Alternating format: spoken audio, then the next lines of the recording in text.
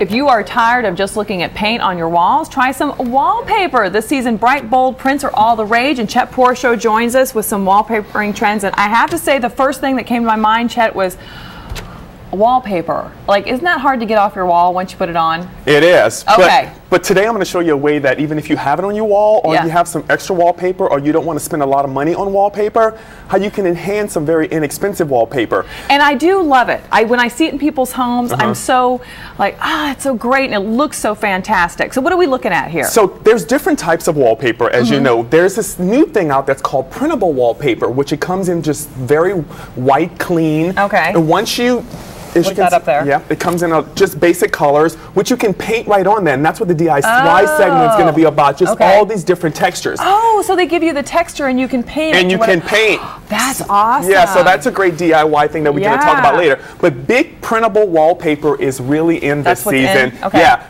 big trends. You know, Dawn, everything that's old is new again. So when I used to think of wallpaper, I would think my grandmother. 60s? Yeah, exactly. Well, it's back, and it's like bigger than ever. As you can see, these wallpaper trends are very big. The prints are really bold and bright, really pretty colors. You have to be careful when you're working with wallpaper, because you can turn a small space with really bold prints like this even into a smaller space. So you have to take into consideration the space that you're working with and the colors that you're working with. And wallpaper, I get a lot of people saying sometimes, you know, I can get tired. Am I going to get tired of wallpaper? But you're not going to get tired of wallpaper if you stick to the basics. Like if you do if you do something like this, you want to make sure that you're, putting this in an area that you're not going to probably visit every day. This is great. And a lot of people think you can't use wallpaper in bathrooms. For like a dining room or something? You can do it in dining rooms, but you can actually use wallpaper in bathrooms. There's different types of wallpaper that are better in certain spaces. And do you do it half the wall, or do you do the whole wall? Depending on the space that you're using. You can use this as an accent wall, or you can actually use your whole dining room in it, or your whole living room.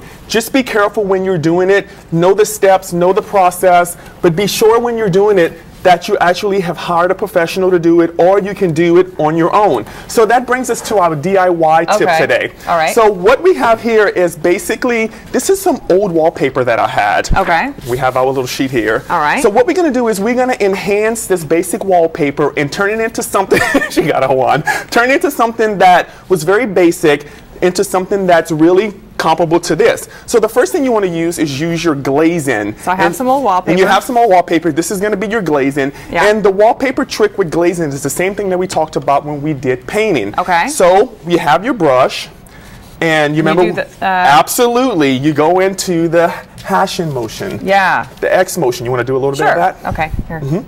Let me get going on that. So you do that. Once that's done, and once again, this is Glazing. That's okay. You can put a lot on because remember we're going to take it off. Can I do it faster? You can. You can do it fast, but you always want to start out in a smaller section and then enhance to a larger section. Once that's done, then you're going to take back and forth. Yes, hatch. Then you're going to take your brush. And then once you do your brush, you're going to do your blotting. Remember? So this gives it the texture. You continue to do the blotting. Once you're finished with that, then you're going to take your sponge. I'll let you do that, and you basically just wipe it off. Remember, in an X motion, it's the same way we talked about with the painting. Yep, that's it.